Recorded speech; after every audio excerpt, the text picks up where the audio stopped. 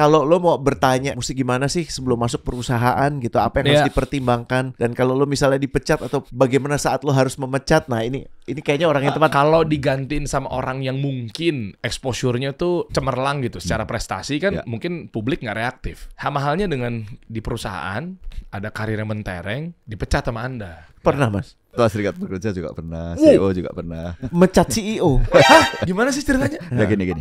Coach kasih solusi. Ini mah gak usah berlama-lama lagi lah. Saya rasa orang yang tepat ya, beliau ini udah pakar di dunia HR atau HRD.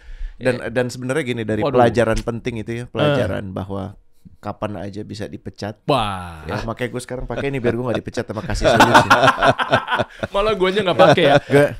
Gue ajak kawan lama ya, orang yang bijak banget, orang yang paling ngerti seluk-beluk berbagai macam dunia. Doi udah pindah 9 kali, man. 9 kali. Jadi 9 kali sepanjang hidup dia.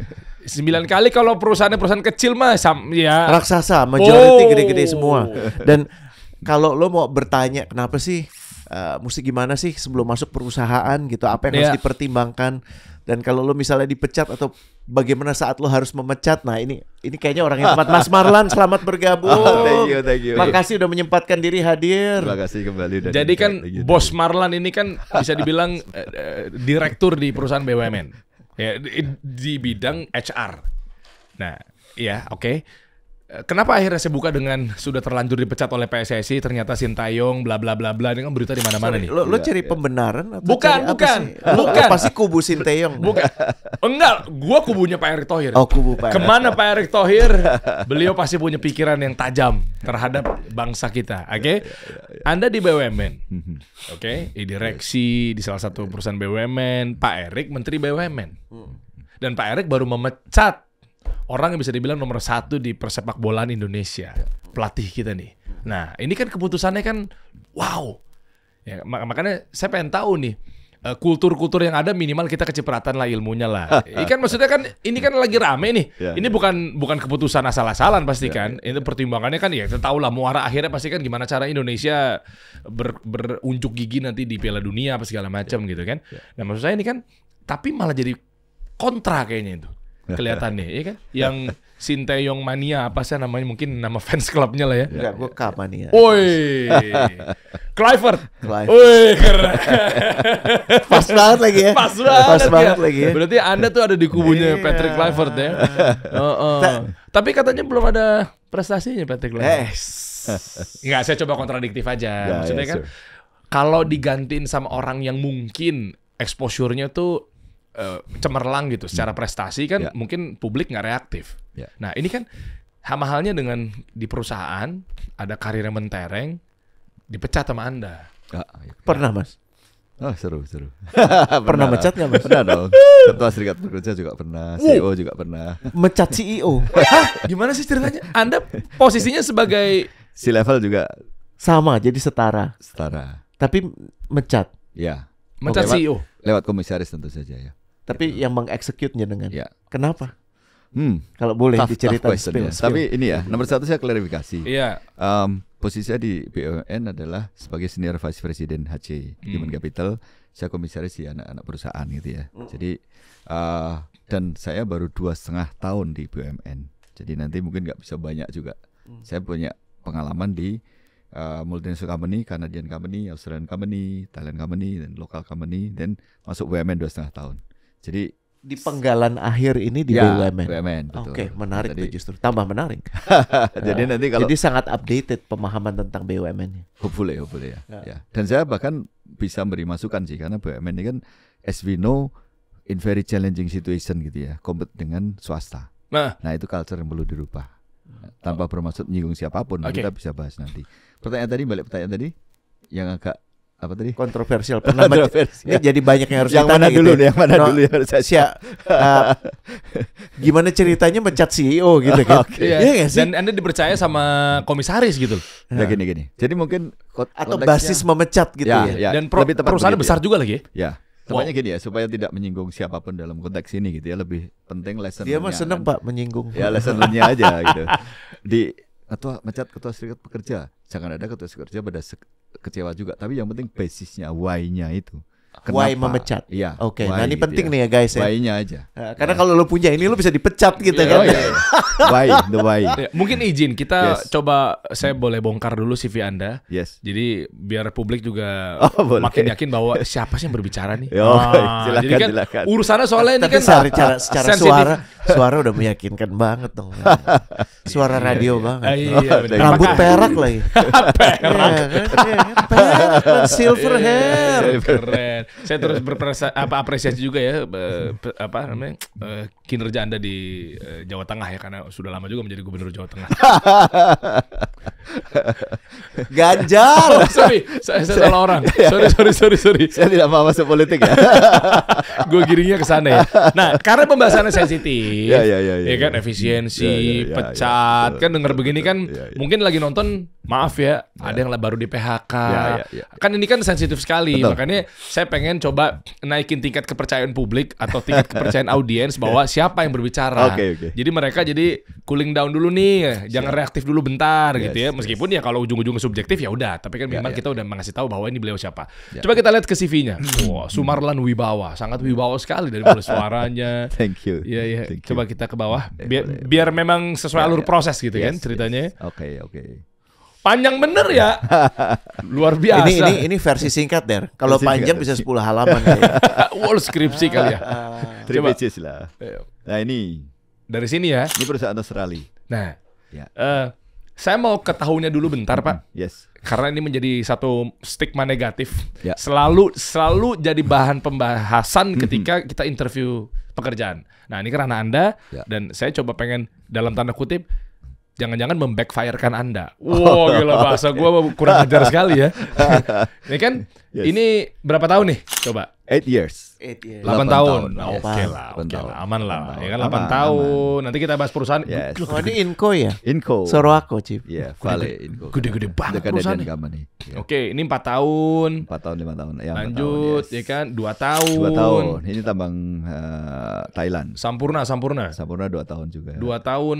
Terus bawa ini ada 3 tahun. Trakindo ini 8 tahun. Ini karena ada 2 fungsi, saya sebagai CEO dan Oh. juga sebagai chief administrative Oh, officer. total 8 tahun. Ya, 8 tahun. Oke, lanjut lagi. Yes. Ini 2 tahun. Ya. Coba Ini kita lihat. bisnis Kita ngomong yang sendiri. mayoritas Yes. nanti ya. 2 Ya, tahun. ya. 2 tahun. Ya. Sriwijaya.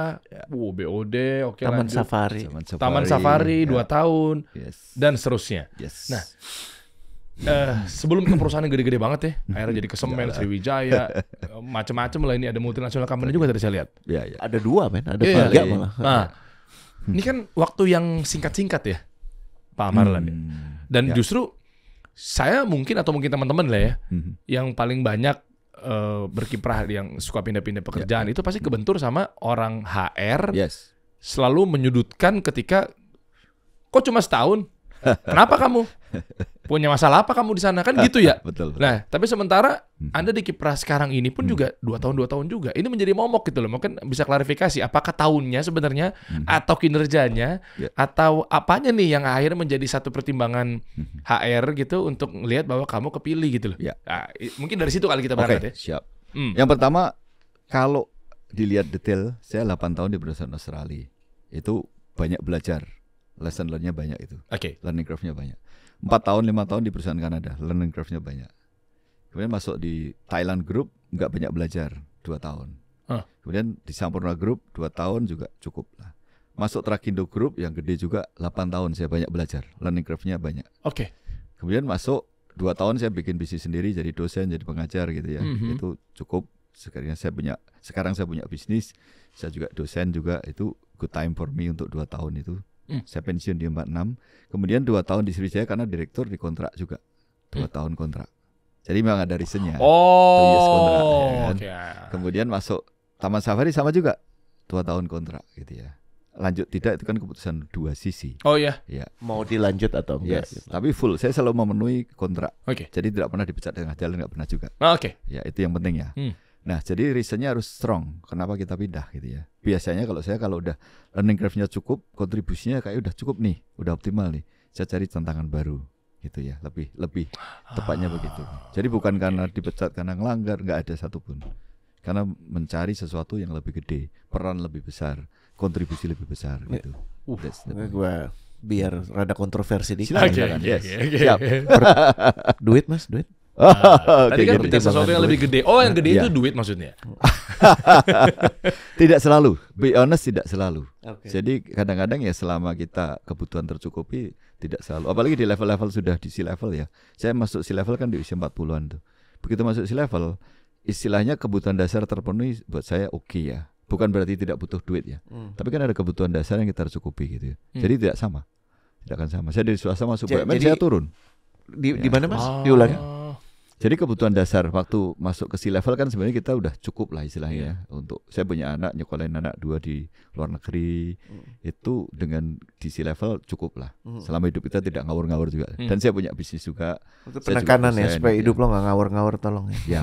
Iya. Jadi yang penting basic ya. Jadi uang bukan mendrive nomor 1 gitu ya. Karena kita bisa melacurkan diri gitu. Sekarang kalau dibalik Mas Marlan, Yes. pada saat harus mecat orang, Ya. kan ada juga yang mecat karena like and dislike gitu ya. Dan saya yakin kalau dari cerita ini Mas Marlan nggak akan mengiyakan permintaan owner. Gue nggak suka tuh jenggotnya Derry, pecat deh gitu kan. Itu kan nggak pas ya. Ya nggak bener banget. Iya. Jangan masuk situ agak bahaya. Iya, tapi basisnya tuh kalau gitu pada saat Mas Marlan harus mecat seorang CEO is not an easy task. Bukan hal mudah loh. Karena itu orang nomor 1 dipecat oleh, kalau di direksi itu kan kolegial. Jadi sebenarnya setara. Itu kan itu gimana? Apa basisnya pada saat jenengan mengatakan Mas Marlan bilang oke deh gue jalanin ini. Oke. Nomor 1 Pasti nggak mudah ya. Oh iya, of course. Saya 2 hari 2 malam hampir nggak bisa makan tuh. Perut mual-mual gitu. Karena I was alone. When make decision kan kita sendirian. Wow. Biar objektif ya. Iya. Nah, basisnya selalu kalau saya nilai-nilai. The values. Yes, Jadi ada pelanggaran Yes, values. pelanggaran values, yes.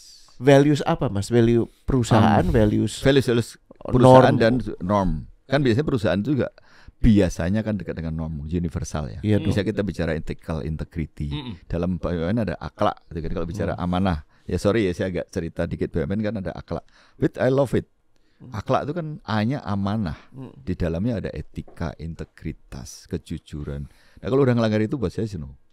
Ya. Apa contohnya sih Pak? Waktu kemarin yang case yang itu aja dulu. Ikan kita nggak nyebutkan orangnya, nggak nyebutkan lebih ke kasusnya biar kita bisa dapat edukasinya gambaran. sih. Jadi lebih tepatnya gini, dia melakukan pelanggaran yang berdampak besar terhadap keselamatan karyawan, safety. Waduh. Reason yang kalau itu dilakukan karyawan bisa.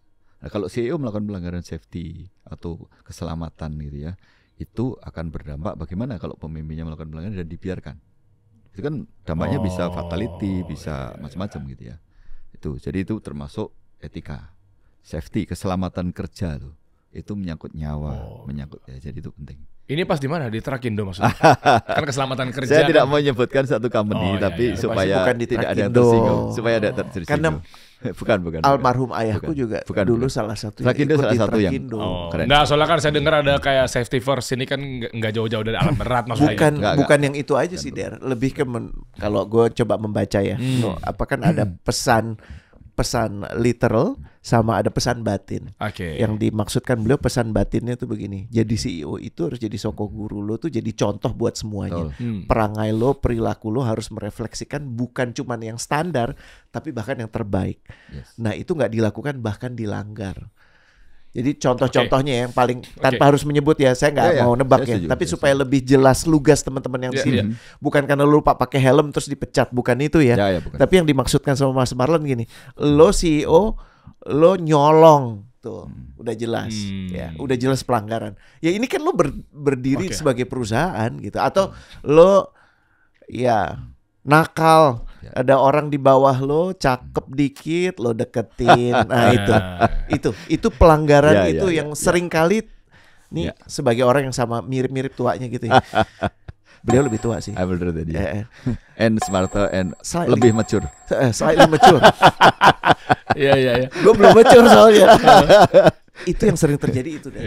Saya mau nambahin dikit ya. Poinnya Coach Rene ya, bahwa kenapa itu penting? Karena kita hati-hati sebagai figur otoritas, sebagai ayah, leaders, ustadz, pendeta, guru, influencer, your role ya.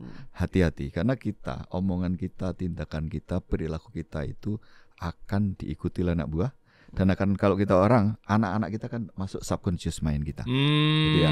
Oh, Bapak itu hati-hati. Bapak gue aja ngelakuin gitu kan, jadinya gitu ya. Yes. So why can't I? Kenapa gue nggak ngelakuin itu? betul. Tuh. Hati-hati, figur otoritas ya. Ini termasuk Remain Derry, Remain Coach Rene, kita semua ya. Betul. Karena kita mengaruhi banyak orang loh. Kalau kita ngawur, tidak punya nilai-nilai yang bagus, itu mengaruhi orang dan orang-orang, terutama anak muda gitu ya, akan terbangun loh. Ya, makanya saya kalau di forum tertentu saya sering ingetin nih, di tempat-tempat yang kira-kira banyak kadang-kadang ada tempat lah, saya nggak menyebutkan itu. Mereka ngomong ngawur, ngomong ini di publik itu. Saya selalu ingetin, guys, kita dilihat, ditonton di seluruh Indonesia loh. Kita mau kasih contoh apa pada anak-anak kita, pada generasi kita gitu ya. Karena kita berotoritas. Apalagi maaf ya, udah ranahnya ke seksual misalnya. Oh ya. Ya, makanya kan sempat ya kita makasih juga nih buat kawan-kawan Gen Z gitu ya. Ini agak keluar topik tapi sebenarnya masih ada sambungannya. Mereka kan sempat ngeviralin kalau lagi jalan tempat umum di catcalling apa segala macam itu kan akhirnya kan balikin. Ngapain lo tadi barusan? Kan itu kan ya maksudnya terlepas dari Gen Z katanya suka mainnya di sosmed mulu nggak ngapa-ngapain gitu kesannya. Tapi dengan ada kayak begitu kita jadi tahu bahwa kayak masih sering ya terjadi goda-godain di jalan ya, apa segala macamnya. Tapi yang menarik ya, thank you Pak Marlan ya. Nah, coba aku tajemin lagi mengenai pemecatan. Gimana sih sebenarnya, mungkin yang nonton juga pasti ada kawan-kawan HR juga sih sebenarnya kan, atau karyawannya atau mungkin segala macamnya gitu. Terkait ini kan trik atau tipsnya lah mencat orang. Kita balik ke kasus yang Pak Eric dengan Sintayong let's say. Nah, mencat orang tapi orang ini likability-nya, famousnya gitu kan, popularity-nya itu tinggi. Gitu. Nah, jadi khawatir bisa menggiring opini persuasif bahwa jadi akhirnya kontra gitu kan terkait banyak masanya, banyak fansnya ya, terutama kalau popularity tinggi kan pasti ke situ arahnya kan. Itu gimana ya? Apakah kita diplomatis atau pecat ya pecat, nggak ada urusan lu mau sepopuler apapun gitu misalnya? Betul. Jadi ada teknik ya. Saya nyebutnya tangan besi tapi dibungkus beludru. Tangan besi dibungkus beludru. Teknik apa nih? Ya, artinya kita ngambil keputusan tegas, firm, tapi juga tidak dengan cara kasar, ya dengan cara elegan, santun. Ya, jadi sehingga orang tidak sakit hati, tapi tetap programnya jalan. Ini dalam case-nya Sintayong, saya tidak mau masuk apanya dalamnya, tapi konteksnya apa sih? Kemungkinan keputusan diambil pasti untuk kepentingan lebih besar. Ya, mungkin untuk national decision atau apapun ya. Pasti ada pertimbangan matang ya. Perkara orang suka nggak suka, memang sometimes leader itu berani tidak populer untuk kepentingan yang lebih besar. Yang bahaya justru kalau leader hanya mengejar popularitas. Jadi dia melakukan keputusan atas dasar yang populer. Itu malah bahaya. Bukan values kan bukan tadi. Nilai-nilai. Jangan bilang. Bukan nilai-nilai itu yang penting. Jadi kita tahu waktu ngambil keputusan, saya kan sebagai HC kan pernah mencat 3 orang, banyak lah gitu ya, ratusan kali kalau dihitung-hitung. Anyway, yang penting adalah dasar keputusan itu apa. Kalau keputusan ada dasarkan untuk atas nilai-nilai kebenaran universal dan kepentingan yang lebih besar, mestinya berani keputusan. Saya mau highlight satu deh, karena kebetulan udah dengar kisah lanjutannya dari pemecatan CEO yang tadi itu. Yang gokil menurut gue bisa jadi pelajaran buat kita yang belum diceritakan, dan berharap Mas Marlan berkenan menceritakan. Konsekuensi pun Mas Marlan jalani gitu ya. Bahwa karena CEO ini kan pasti dipilih bukan karena orang jauh gitu, pasti orang dekat. Ya kan? Pasti yang nggak happy dengan keputusan Mas Marlan juga termasuk mungkin orang yang bisa mencat Mas Marlan juga gitu, atau bisa ini itu boleh dikisahkan nggak Mas? Jadi yang lebih penting yang gue ingin ilustrasikan di sini bukan tindakan memecatnya. Kalau itu benar, lo mesti melakukan itu apapun konsekuensinya karena lo melakukan yang benar. Nah, kita mau dengar konsekuensinya nih. Betul. Ya tadi ya, doing the right things gitu. Orang leader kan diukur efektivitas dan melakukan hal benar nggak gitu ya. Memang tantangannya apa? Pada saat kita melakukan tindakan tidak populer tadi, misalnya memecat orang gitu ya, bisa jadi benar ada yang nggak suka si A, si B, si C, apalagi dia mungkin memegang kepentingan yang besar gitu ya. Ya kalau saya selalu ingat waktu ngambil keputusan pasti pakai hati dulu, lepaskan ego, lepaskan kesukaan, lepaskan kemarahan. Jadi benar-benar ngambil keputusan di saat kalau ibaratnya di samudra lah. Ini bukan ombak-ombak lagi, tapi in samudra, dalam kondisi tenang, damai, ngambil keputusan. Itu pasti akan firm, ya kan? Waktu ngambil keputusan berdasarkan nilai-nilai yang benar-benar nilai universal tadi, apapun konsekuensinya, saya believe akan dapat lebih baik dari yang maha menciptakan semesta ini, Gusti Allah atau Tuhan segala macam. Kalau kita dasarnya bukan kebencian, bukan kemarahan, bukan ego, tapi dasarnya untuk kepentingan yang besar. Jadi waktu kasus saya tadi, nggak apa-apa. Mungkin ada nggak suka, tapi konsekuensi Dia terima nggak dipecat? Pasti nggak lah. Gitu. Terus gimana reaksinya, responnya, pengen tahu? Seru lah. Saya tahu tukang kulit ini, tapi saya tidak terpancing untuk menyebut nama atau tempat. Tapi itu lesson learn-nya aja lah gitu ya. Tapi Mas Marlon kalau nggak salah, boleh diceritain nggak konsekuensi abis itu bahwa? Oke, konsekuensinya saya diancam pengacaranya dan saya ancam balik lebih keras gitu ya. I push harder. Dan akhirnya benar gitu, karena owner juga mensupport saya gitu ya. Jadi bahkan dibilang, Pak, kalau pengacara saya kasih pengacara paling hebat seluruh Indonesia. Tapi saya bilang, Pak, hold on, saya tidak butuh itu. Saya bisa selesaikan dengan cara-cara elegan dan nggak perlu ribut-ribut. Gini, banyak orang berpikir bahwa yang harus gue protek kepentingan gue. Maaf ya, kalau buat Mas Marlon lebih saat itu ya, aku kalau boleh diagnosa ya, lebih aman. Ya udahlah, kita maafin kan CEO. Terus argumennya apa? Semua orang pasti pernah khilaf, benar nggak? Ya kan, kenapa? Bro, kalau lo ribut sama anak buah lo pecat, selesai ya. Paling lo di jalan ketemu sesekali. Ini counterpart lo. Ini rekan kerja, setara, bos. Dan jauh insentifnya untuk Mas Marlon nggak ngapa-ngapain, betul ya? Tapi karena doing the right thing, konsekuensi apapun harus dijalani. Nah itu menurut gue yang priceless, pembelajaran buat kita semua. Bukan bicara technicalities, memecat, tapi konsekuensinya. Kembali ke Pak Erick ya, dia nggak populer loh ngambil keputusan ini. Bener nggak sih? Tapi artinya dia bahkan melawan ketidakpopuleran itu untuk sesuatu yang dia anggap benar. Waktu yang akan membuktikan apakah ini keputusan benar atau enggak. Waduh, gitu ya. Berat itu. Betul kan? Tapi sebagai leader berani mengambil keputusan yang nggak populer untuk yang benar dan kepentingan lebih besar. Itu yang jadi menurut gue, kalau boleh lo garis merah ya, pakai font yang gede-gede, itu dipegang. Dan tentunya buat lo yang masih remah-remah momogi, ya jangan lah, jangan membuka alasan untuk lo dipecat. Jalanin yang benar aja. Oke. Itu valid sih. Karena bahkan waktu ngambil keputusan kan kita sendirian ya mostly. Nah, saya waktu itu bahkan udah pamit ke my wife. Mom, you know me, I will make difficult decision. Konsekuensinya bisa dapatkan juga. I said to my wife. And my wife, okay Dad, I know you, just go ahead. Dan saya merasa lega. Cukup satu pendamping istri udah cukup. Waduh, enak. Kalau dapat support system yang baik. Lah kalau kagak, ntar kita kerjanya apa? Besoknya makan apa? Gimana itu? Itu proses panjang. Terus terang untuk sampai ke situ. Karena apa? Dalam prosesnya banyak peristiwa itu kan banyak. Saya udah pindah 9 perusahaan ya. Dan waktu itu bahkan saya waktu di Inco, Vale Inco itu, saya mau dikirim ke Kanada. Hanya 2 orang per tahun, 1 orang per tahun. Bos saya ingat Larry Arsenal. Bilang, Marlon, kamu tahu nggak kenapa kamu mau pindah? Cerita dikit ya. The reason I make decision in difficult gitu. Kamu kan top talent, mau dikirim ke Kanada. Orang kalau dikirim ke Kanada akan jadi global leaders. Ya bisa ke Sudbury, bisa ke Toronto, bisa ke mana gitu. Terus kamu pindah, kamu ini lebih kecil. Why? Saya bilang, saya udah janji to my daughters and my son gitu. My daughter waktu dua anak saya gitu ya. Bahwa saya akan mengutamakan pendidikan. Anak saya mau pindah TK di Jawa. Karena tempatnya kan biar lebih kompetitif gitu ya. Dan saya belain itu. I will follow my daughters karena mau sekolah. Terus Larry bilang, kamu kan mau dipromosi, mau dikirim Kanada. Pertanyaan terakhir dia bilang, have you asked your heart? And I said, I do. So waktu saya ngambil keputusan sudah berdasarkan hati nurani, intuisi, dia respect. Saya kaget juga, orang Kanada, orang bule yang kita pikir ngandalin otak gitu ya. No, dia menurut saya itu buat saya meyakinkan. Karena saya juga ngambil keputusan berdasarkan intuisi dan hati nurani saya, the why-nya gitu ya. Kalau nuruti ego kan, wah Kanada keren dong, banyak orang nyari gitu ya. Orang antri gitu, tapi saya ngambil keputusan itu untuk kepentingan yang saya pikir dan saya tidak pernah menyesali keputusan itu. Dan Clarissa ada di sini walaupun kita nggak munculkan.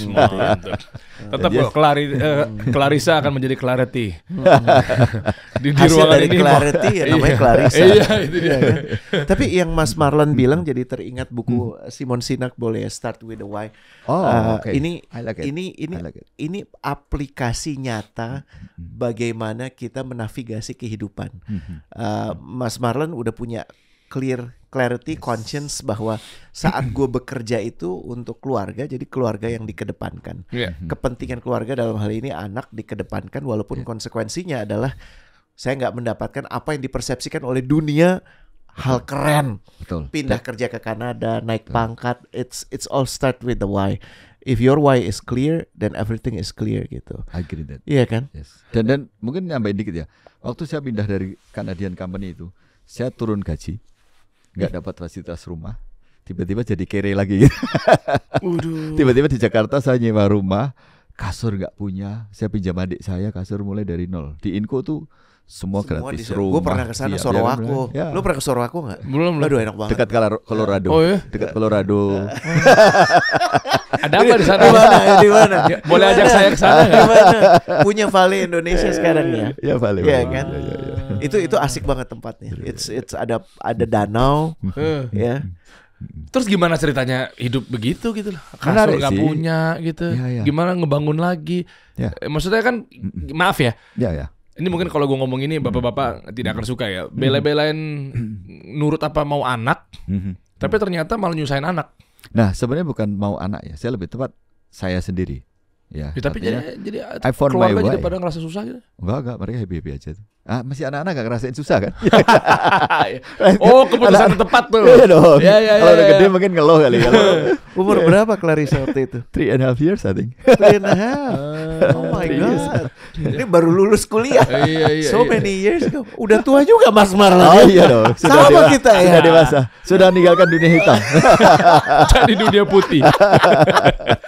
Oh, iya. Jadi keputusan itu juga ngaruh ternyata di ilmu-ilmu ya. Oh iya. Dan itu saya merasa tidak pernah salah ngambil keputusan pindah dari banyak perusahaan selama dasarnya adalah dituntun oleh intuisi yang menyebut why-nya gitu. Ada why, strong reason when we make decision.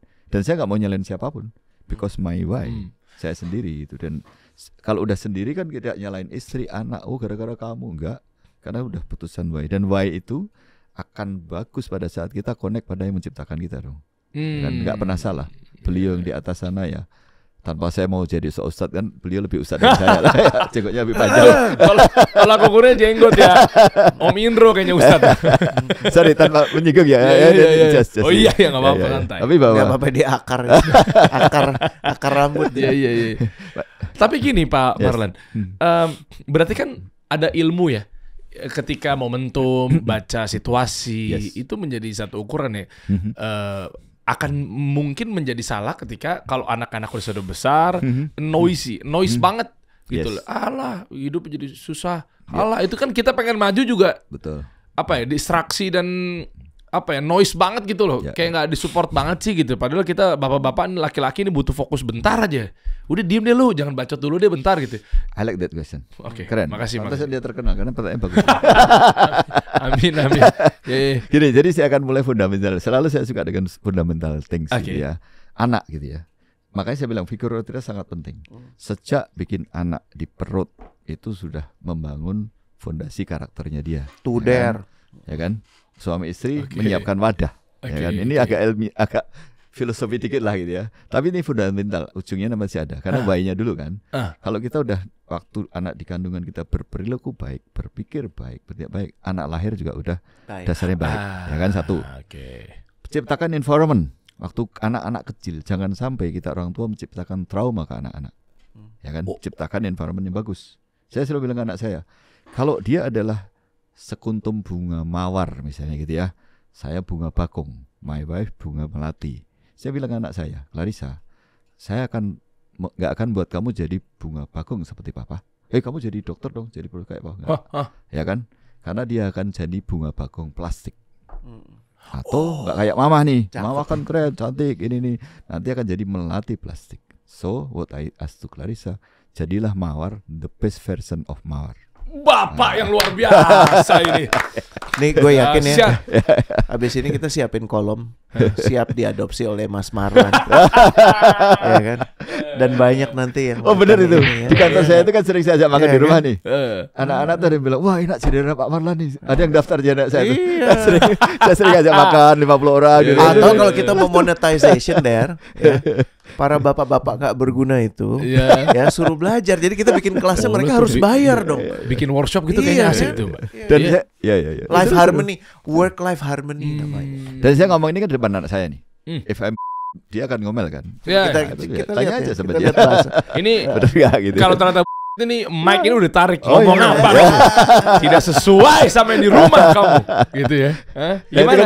Coba kita shout dulu bentar ya. Bener ya Clarissa ya? Suaranya bener ya? Bener ya? Bener ya? Nggak ada rasa takut sih kayaknya bener ya. Ya bener. Nggak ada ancaman-ancaman Nggak ya. ada. Tapi gini, sekarang back to laptop ya, Mas Yes. Marlan. Kita hidup di dunia yang tambah bising. Ini ya setan-setan gepeng ini. Oh ya. Terus everything itu in the name of followership, in the names of likes. Tuntutan juga kayaknya pendek-pendek gitu ya. Kalau dulu kita bicara fundamental itu kan nggak mungkin terjadi dalam waktu singkat, panjang gitu kan. Nah, gimana sih nggak menjembatani yang panjang menjadi yang pendek gitu ya? Dan Mas Marlon pasti udah keliling, udah tour of duty-nya kemana-mana gitu ya. Kita punya problem banyak sekali, tapi yang paling menjadi problem adalah kualitas sumber daya manusia gitu. Yes. Ya kan, dan kualitas sumber daya manusia sangat tergantung pada kualitas pendidikan. Kualitas pendidikan sangat tergantung pada kualitas gizi. Makanya makan siang bergizi itu bagus. Gitu. Oh ya dong sih. Podcast rezim tuh demi dia Pak. Jiwa rezimku Saya jarang banget ngomong ini. Tapi ingin dengar pendapat Mas Marlan sebagai orang yang udah melakukan tour of duty. Mas Marlan punya kesempatan untuk interaksi langsung dengan ini 1 juta yang follow ya, yang subscribe ya. Orang-orang yang sekarang lagi bekerja, orang-orang yang lagi menimbang-nimbang gue mau kerja atau bikin bisnis. Orang-orang yang lagi berhadapan pada kepenatan, kelelahan, nggak tahu lagi, purposeless. Gue kerja yang penting akhir bulan gue masih dibayar. What is your message? Good ya. Jadi ini juga hebat nih. Penanya hebat juga. Makanya saya belum bisa melepas dia dari sini. Udah pakai gini loh masih. Semoga saya juga, Clever man, clever. semoga saya juga sering kesini. Amin. Gini. Itu pertanyaan bagus dan terus akan jadi memang pertanyaan fundamental pada saat orang ngambil keputusan. Gue jadi karyawan, bisnis, jadi dan segala macam gitu ya. Nah, yang paling sering apa? Bangun pagi, every single day. Kebanyakan orang apa sih bangun pagi? Buka handphone, ya kan? Melihat masa lalu. Kemarin gue dimarahin bos. Kemarin gosipnya begini. Sintayong di ini, bla bla bla bla. Sibuk dengan cerita masa lalu yang tidak ada hubungan kita hari ini. Lo ya kan? kayak ditelanjangin gak Ya sih? kan, satu, ya kan? Kedua, ya. mikirin masa depan yang belum masuk. Aduh, angsuran kredit gimana, angsuran mobil, rumah. Bos sibuk menakutkan, khawatirkan masa lalu. Jarang orang spending the now, masuk zona keheningan. Itu yang paling penting. Jadi bangun pagi kalau bisa, jangan sibuk buka handphone, mikirin. Enggak, bangun pagi relax dulu. Ya, tanpa bermaksud sok spiritualis atau apa. Tapi bahwa relax, masuk ke zona keheningan atau unknown zone. Apapun namanya, ada kan itu. Di mana kita bisa mengakses semua informasi di situ, unknown zone. Nah, di situ kalau sering kita akses, banyak keajaiban, banyak sinkronitas yang menuntun kita menemukan jalan yang lebih baik dan menemukan jalan the way-nya kita ada di sini. Tanya Mas, Ya, bentuk wujud tuntunan tuh kayak gimana? Karena kadang-kadang orang merasa dituntun, padahal yang menuntun salah gitu. Tadi indah sekali yang jenengan bilang masuk ke zona bening, zona unknown ya, di mana ada yang all know di situ ya. Allah kan tahu segalanya. Yes. Tapi gimana sih kita punya? Ya, kalau bicara sama Ustadz saya udah tahu kurang lebih jawabannya kurlep ya. Tapi sebagai seorang profesional, bagaimana Anda memastikan Anda tertuntun gitu, Mas? Ya, kan? Merasa tertuntun gitu. Ya, pertanyaan bagus dan berat ya. Jadi gini, kita tuh kan punya otak, mind sama heart lah gitu ya. Mind, body and soul kan harus sinkron ya kan. Nah, idealnya kita kan dituntun oleh soul, oleh hati nurani kita itu sebagai fondasi. Nah, how-nya gitu ya, bagaimana nentukannya gitu ya. Misalnya kita contoh nih, pikiran dulu. Oh, kartu kredit, aduh besok angsuran mobil pasti ini nih. Berkerut-kerut, stres gitu. Nah, waktu hati, gimana hati? Contoh nih, sering saya ditanya juga, gimana bedanya itu nurani sama pikiran, ya kan? Hati nurani, contoh pada saat kita menolong orang, contoh nih, pasti perasaan kita kan happy. Ada yang di dalam dada itu ada yang mekar, damai. Nah, itu saat hati dominan. Kalau bicara sinyal, saya biasanya ngajarin doalah pada saat sinyal kamu bagus. Ngadep yang di atas kan. Kalau baru ruwet, ya udah usah berdoa dulu. Bersihkan dulu. Itu bukan doa, itu nuntut namanya. Nuntut ya, minta macam-macam gitu kan. Nah, tapi pada saat hati bening, hati tenang, nggak ada pikiran ruwet. Kalau ibarat lautan itu ombaknya nggak banyak. Let it go dulu, bersihkan dulu, tenang, damai, nggak ada ego di situ, tenang. Nah, itu biasanya kan muncul. Aku harus kemana? Gitu ya. Ini langsung nangkep nih Pak Marlan barusan. Memang ada satu bunyi dalil gitu kan. Allah sebagaimana prasangka hambanya. Ini buat yang muslim nih ya. Ya. Artinya kan kalau ketika kita lagi nggak tenang, ya kan, meskipun minta tuh anytime. Ya kan Allah suka kalau lu minta gitu loh. Kan kasar gitu kan, hamba minta hanya kepadaku gitu kan. Nah artinya ketika nggak tenang, pasti pertanyaannya, ayo dong mana nih? Ya. Katanya engkau maha pemberi. Tuh kan, itu udah negatif tuh. Betul. Itu vibes-nya udah negatif tuh. Ya kan, itu bisa kaya. Aku udah sholat nih, mana kok engkau nggak kasih tuh. Jadi negatif tuh. Saya suka tuh. Saya suka tuh. Itu saya bisa jelasin. Jadi begitu kan. Keren. Ya, tapi kalau lagi tenang pasti kan positifnya tuh luar biasa tuh kan. Udah pokoknya aku yakin bahwa hari ini pasti engkau mudahkan segalanya. Kan jadi gitu ya. Gimana tuh Pak? Saya menarik tuh. Ini ya, saya bikin analogi. Saya sering nanya anak-anak itu. Anggap aja kita anak dua nih. Anak yang satu cranky. Papa minta ini, minta itu, Pak ini minta, Papa polisi nggak dikasih-kasih. Clarissa udah. Enggak ini, misalnya, bukan, kebetulan bukan. Ini message. Dia mau coba menganalogikan, tapi lewat media. Nggak nangkep gue, nggak nangkep. Kan mau negor Clarissa kan nggak enak. Tektoknya kesini. Saya jadi. Mana Clarissa ya? Oke. Pastiin aja nih. Yang satu minta terus nih, ngomel. Yang satu anak bilang, Pak terima kasih. Papa sudah ngasih makan, Papa ngasih baju. Thank you ya Pak. Papa udah nyekolin aku jauh-jauh. Papa udah selalu berkorban untuk family. Thank you. Kamu butuh apa nak? Enggak, Papa tahu apa yang tak butuhkan. Aku udah bersyukur jadi anakmu. Aduh. Kan? Nah, pertanyaannya, kita akan memberi lebih si A yang cranky atau yang B yang banyak bersyukur? B lah. Si A takut soalnya. Itu galak banget lagi. Ada. Bapak takut apa? Sama kan dengan yang di atas kan. Kalau kita tuh banyak komplain ngomel ya, mungkin makanya ada ayatnya. Saya nggak mau you're expert than me. Intinya adalah kalau kita banyak bersyukur, kita akan diberikan lebih. Oh iya memang. Ya kan? Benar kan? Memang jadi kita nggak usah banyak minta aja. Mintalah pada saat hati tenang karena nggak ada ego di situ. Iya, ego. Egonya lepas. Ego mahal tuh ya. Saya katanya usaha tidak mengkhianati hasil. Aku udah sampai subuh nih. Betul. Dagang itu misalnya. Jadi bertransaksi kan. Transaksi. Ya. Dari jangan bertanya dengan Tuhan. Betul. Iya kan yang gue tangkep ya kalau kita ngobrol sama Ustadz atau ngobrol sama orang-orang yang sudah mencapai Ustadz itu ya, bukan yang nyanyi teman lo itu ya. Apa yang ya ya udah lanjut. Lanjut. Udah lanjut banget sih. Lanjut. Maksudnya bukan maksudnya bukan tiba-tiba Ustadz. Lanjut. Iya, maksud gue gini, yang emang udah mengarungi samudera kehidupan kalau pakai bahasa beliau tadi, dan mendapatkan kesimpulan yang kalau gue melihatnya semuanya punya kesimpulan yang sama, kebersyukuran. Ya, betul. Ya kan? Kesabaran dalam menghadapi hal yang nggak sesuai sama kita gitu. Jadi teringat Mas, kata-kata sholat itu kan sila ya, kata dasarnya to connect. Dan kita sering melupakan itu dan menjadikan cuman prosesi belaka, cuman gerakan-gerakan belaka, tapi tidak ada connectivity-nya. Yang paling mahal dan lucunya, ini terkait hal yang paling praktis, milik kerjaan di mana, mesti bikin bisnis apa, itu kan praktis banget ya, duniawi banget. Tapi yang mendrive itu ternyata sangat spiritual. Yang mendrive itu to the very core, ada di inti kita, gitu. Dan ajakannya sih, ya bening dulu deh sebelum lo ngambil keputusan, karena bukan konteks hidupnya Mas Marlan akan sangat berbeda dengan konteks hidup lo. Bukan karena Mas Marlan udah pindah 9 kali, lo harus pindah 9 kali. Jangan-jangan lo 12 kali atau lo nggak pindah gitu kan?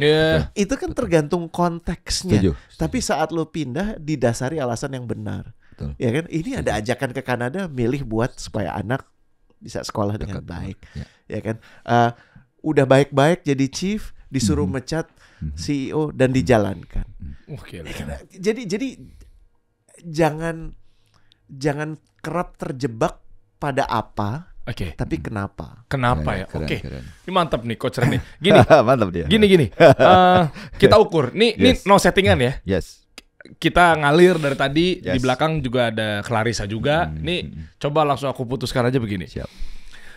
Ketika mengambil keputusan saat Clarissa masih kecil, kita lihat kalau ternyata di luar takdir lah ya, kita hitung-hitungan manusia semua nih, oke? Kalau ternyata itu adalah keputusan yang atau intuisi yang tidak tepat, hanya mungkin ego semata, mungkin seorang ayah ke anak atau anaknya nggak akan jadi apa-apa, Yes. oke? Betul. Nah, tapi kalau ternyata memang keputusannya jelas, clear, bening, intuisinya tepat, dan lain sebagainya, spiritualisme mendukung, apa segala macam gitu kan, dengan ilmu, itu efeknya juga pasti ada dong. Betul. Dampaknya ke anak jadi mungkin jadi itu orang kan kalau bacaan bercandaan anak zaman dulu kan, orang tuh zaman dulu kan tuh, wah kamu harus jadi orang gitu ya. Kita tes. Anda jangan kedip-kedipan mata ya. Silakan. Anda jangan kedip-kedipan Saya akan mata. lihat ke sana. Iya. Coba ada Clarissa di sini. Ya. Ini kan bibit yang sudah dipupuk. Nah, Udah jadi pohon, bro. oh iya. Pohon. Ya, iya, kamu kan dari bibit yang dikasih pupuk gitu Yes, loh. Sekarang jadi pohon. Pohon Madia lah. Ya. Silakan. Anda jangan kedip-kedipan I'm mata happy. ya. No, I'm Coba happy. Clarissa, pengen tahu hasil dari putusan panggil apa? Papa. Putusan Papa kan kemarin kamu masih kecil banget kan. Kita lihat nih bentukannya apa segala macamnya gitu kan. Bener nggak? Kan keputusan itu kan ujung-ujungnya kan biar kamu jadi orang. Nah, kan judulnya itu kan. Sekarang kamu karir lah, kita lagi bahas karir. Channel Coach Kasih Solusi kan bahasnya fokusnya pada karir. Gimana kondisi kamu sekarang? Aku baru lulus kan sebenarnya. Kamu baru lulus. Ya, kemarin 2024 Oktober. Di mana? Dari Groningen di Belanda. Di Belanda. Udah nyampe Belanda ya? Iya ya, oke. Saya juga di London School. Oh iya benar. Sama dong. Mirip banget. Boleh dong. Deket. Sama. Gua balikin sombongin Clarissa boleh dong. Salahnya di mana? Salahnya di mana? Nggak ada. Sama-sama Eropa gua adu langsung. Clarissa biar lo selamat iyain aja. Orang tua tuh iyain. Iya. Biar selamat. Tapi gue Oke, tambahin, lanjut. gue tambahin pertanyaannya. Oke. Lo di sana milih atau dipilihin? Milih Milih sendiri. sendiri. Kenapa Belanda? Kenapa nggak London? Karena emang pas itu jadi aku lucunya ceritanya tuh pas aku umur 18 tahun 17. Kedengeran nggak sih? Ya nanti kita coba digedein ini editingnya. Diberi chance sama papa untuk jalan-jalan ke luar negeri berdua sama adik. Dia beda setahun sama aku. Oh, jalan-jalan ke luar negeri berdua sama adek. Berdua doang? Dilepas sama papa? Ya Astagfirullahaladzim. Allah, orang tua nggak bertanggung jawab. Lepas. Parah. Dia Parah minta banget. sendiri, Bro. Terus. Terus Cari kuliah yang kita mau. Nah, pasti kita ke Jerman sama ke Belanda. Jerman sama Belanda, oke. Belanda kita sempat muter-muter dan ternyata kita stucknya di Groningen, kotanya kita suka segala macam. Kagak ada apa-apa bro di sana. Emang anak baik aja. Nyaman tapi. Heeh. Oh. Kalau muke-muke kayak lo pasti milihnya Wah, kalau nggak di Den Haag. LA, University kembali. California of Los Angeles. London. London. Baru gue. Iya kan? doain. Iya, nah iya kan. Oke, lanjut. Nah, terus akhirnya kita suka kotanya, akhirnya kita research tentang university-nya. Emang pas itu top 100 in the world. Wow. Kita, Top 100 dia di dunia. kita daftar Kampusnya ya. sekolah gitu. Terus Oke. diterima, kuliah lulus tepat waktu. Nah, kemarin tuh aku selesai kuliah Juli kan. Juli aku balik ke sini, graduation tuh Oktober. Nah, dari September sampai November tuh aku intern. Di mana? Ada di Oh, di sini. di sini. Oke. Saya menunggu graduation. Nah, terus sekarang udah selesai program intern, aku lagi proses di beberapa company, udah sempat dapat offer di satu company. Wah, ini ya aku tunggu-tunggu nih, nyampe di proses offering. Oke, kita tes di sini. Ini kan ujungnya kan, kita tunggu-tunggu kan. Enggak, kita nanya dulu. Eh. Lo dapat perusahaan itu ada notes dari papa nggak? Ada dong. Bener, Lo nggak usaha pakai ordal. sendiri. Nggak pakai ordal. Papa bilang gitu, misalnya, Papa bisa lokasi kamu jalan gampang banget. Kamu mau nggak? Dan Papa nggak mau juga ngasih kamu sebenarnya jalan yang bisa. Aku juga karena yang selama ini Papa ajarin. Tega sebisa juga. Sebisa mungkin tunggu sendiri segala Keren. Aku mau milih jalan itu. Oke, sekarang berarti offernya kamu apa dari perusahaan itu? Aku pengen ngukur perusahaannya dulu deh. Kalau memang semua bisa ngaku, aku juga ditawarin ini, aku juga ditawarin ini, begitu dicek. Gue tebak ya, Taman Safari. Oh itu lain ya. itu, Lain itu ya. namanya ordal. Kan udah dibilang nggak pakai Bukan ordal, ordal, ya. nggak pakai ordal ini. Semen Indonesia. Itu lebih obvious banget. Lebih obvious banget ya. Coba pengen tahu, di apa perusahaan apa yang sekarang akhirnya kamu mau masuk ke situ? BCA sama ada satu lagi yang masih proses, aku belum mau sebut ya. Apa tuh? BCA, Bank Sentral Asia, Sama Astra. sama Astra. Oke, terima kasih udah tahu ya arahnya. Tapi dari gue mau menghibur lo. Ini kan udah 1 dari 100 top 100 in the world. London School juga top 100 di Jakarta Selatan. Bu Prita, lu gua aduin sama Prita. Mbak Prita mah bercanda. Dari yang mulai, Mbak. Bercanda. Wow, Astra, BCA udah kelihatan tuh ya. Itu titipan Kamu belum ke situ pensiun kan? gua tuh. Belum ke situ kan? Belum. Ada satu ya ada yang satu mau ngelamar, namanya Clarissa. Kasih solusi. Kamu mau dikasih solusi? Mau nggak sanggup tapi lawannya Astra, bos. Angkanya udah beda. Iya, ya di bawah UMR lah, mau kan? Untuk awal-awal. Dia bilang gini, asal UMR Berlin nggak apa-apa mas. Oke, bisa begitu loh dia loh. Nyampe di situ titik. Anda yang bawa ke Astra, BCA apa gimana? Menarik nih. Jadi ini true ya, kan dia yang cerita. Iya, saya bilang ya, sebagai saya pernah jadi direktur di banyak company dan saya pastilah bisa nitip ke anak buah saya, GM yang sekarang udah pada gede-gede. Legacy saya adalah membuat anak buah itu sekarang sukses. I love it. Dan mereka bisa kasih titipi. Saya bilang ke dia, saya bisa nitip ke siapapun, mungkin 5 company lah. Tapi saya bilang itu tidak seperti tadi. Biarlah kamu jadi the best version of Mawar atau version of dirimu sendiri. Nah, dia akhirnya berusaha sendiri. Dan dia akan menikmati proses itu, dia akan bangga dengan proses itu, gitu loh. Saya ingat pesannya Warren Buffett waktu itu. Waktu dia tanya, kamu warisi anakmu duit nggak? Enggak. Saya nggak banyak warisi. Supaya apa? Gitu. Dia bertumbuh sesuai misi hidupnya dia sendiri. Nah, saya suka itu dan I said to her. Jadi Mas Marlan tuh nggak perlu mengubah perundangan untuk supaya anak bisa mendapatkan posisi itu. Terus udah ikutin. Terus jadi gimana saat ini kondisi? Jadi mawar. Oh, jadi mawar ya. Memang sama-sama M sih depannya. Mawar. Gua menurut gue ini fresh ya, ini seger ya.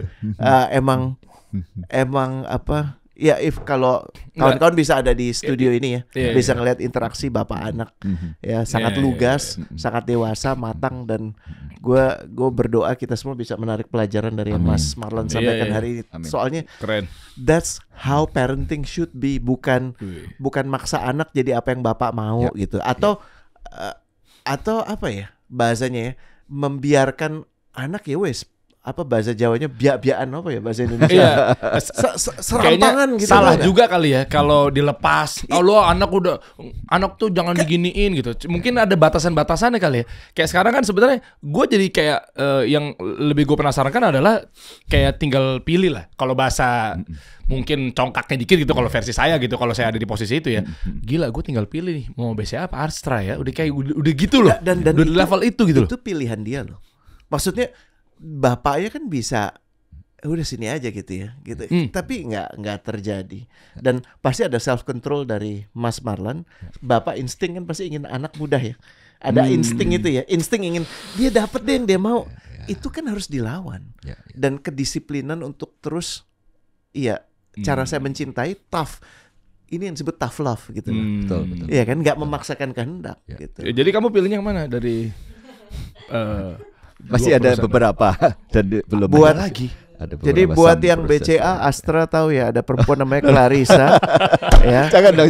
Dia akan memilih. Kenapa lu Dia giring, akan memilih. Udah bagus rapi-rapi, kenapa lu giring nepotisme sih? Bukan. Ini jadinya pengiringan opini nih. Tenang. Iya. Berikan penawaran terbaik. Clarissa akan mengambil penawaran terbaik karena hasil terbaik itu akan dibagi ke kita kan. Iya. Parah. Dahsyat. Nih kalau teman-teman pengen ada satu kesempatan pengen ngobrol-ngobrol ke depan deh, boleh nggak sih nanti kita mungkin ada sesi diskusi? Oh iya. Gue tuh ada pemikiran webinar gini. Ini gitu. belum direncanakan. Gue belum ngomong sama beliau. Gue udah sempet ngomong samar-samar sama lo dulu. Apa tuh? Ngobrol soal memberikan orang kemampuan untuk menjadi coach. dan mentor. Oh ya. Iya kan? Tapi sertifikasinya dari Kasih Solusi aja. Oh, tapi kayak salah semacam satu BNSP. orang yang salah satu orang yang akan mengisi itu, yang akan memastikan lo bisa menjadi mentor yang baik, menurut gue orang yang paham fundamental. Bukan orang yang punya ratusan gelar, bukan orang yang punya berbagai sertifikasi, tapi pengalaman hidup yang membuktikan. Mas Marlan salah satunya. Pak Amin gitu ya? salah berikutnya, gitu kan. Nah kita coba pikirin itu ya Mas Ya, Marlan. Kalau udah mulai luang, kita cetak Clarissa lain. Keren. Iya nggak? Jadi kalau lo yang pengen diadopsi sama Mas Ganteng yang di samping gue ini, jangan minta jadi anak, jadi coachingnya dulu, jadi mentinya dulu. Ya kita nanti atur gimana. Boleh, terakhir coba state. Boleh saya nitip dikit ya. Boleh. Ini mumpung ada kesempatan banyak didengar orang, terutama para orang tua gitu ya. Ini fakta ya. Saya banyak ngobrol dengan anak buah saya, VP saya yang cerita gitu. Teman dia yang dipaksa orang tua. Ada satu tuh. Ini saya nggak nyebut nama ya. Anaknya itu Mawar jurusan, Mas. Bukan. Melati. bunga lain lah, bunga bangkai atau apa gitu. Kebetulan memang tidak bagus. Karena dia anaknya itu sekolahnya di peternakan atau apa gitu. Bapaknya maksain masuk teknik. Di satu kampus yang gede gitu ya. Anaknya jadi gila. Seriously. Anaknya jadi gila. Jadi ulangi gila tuh maksudnya. Gila beneran. ODGJ. Oh gila. Loncat-loncat di tempat kamar mandi, loncat-loncat. Akhirnya dibawa pulang masuk rumah sakit jiwa. It's true. Yang satu lagi agak ekstrim juga, mirip. Akhirnya melakukan tindakan yang melanggar harassment, dipecat juga oleh kampusnya. Dua orang yang berbeda, dipaksa orang tuanya ngikuti maunya orang tua, jurusan orang tua. Satu jadi gila, satu melanggar, akhirnya dipecat oleh. Gila, ini pitch keren banget ya. Keren tuh. Jangan paksa anakmu kalau nggak jadi gila, atau jadi nggak berguna banget gitu. Kan. Dia ini ya nggak kuat ya. Nggak kuat. Ini Akhirnya true story ya. True story. Karena ini ingetin kita sebagai orang tua ya. Jangan maksain anak. Tapi saya akan menggunakan kalimat yang tadi kalau diizinkan ya Mas Marlon. Yes, masing-masing dari kita udah punya kekhususan gitu ya. Bunga apa masing-masing ya kan. Saya bunga apa dan anak tuh udah pasti punya kekhususan. Nah, tinggal bagaimana kita mau meletakkan dia di environment yang terbaik. Dan abis itu membiarkan dia bertumbuh kembang gitu. Itu yang ya sebagai bangsa terutama sekarang kita butuh banget sih. Dan makanya kita biasakan ya, nomor 1 kedisiplinan menjaga diri, sama nomor 2 gabung sama yang asik, dan kita nanti bikin perkumpulan nih di sini ya. Coach Kasih Solusi.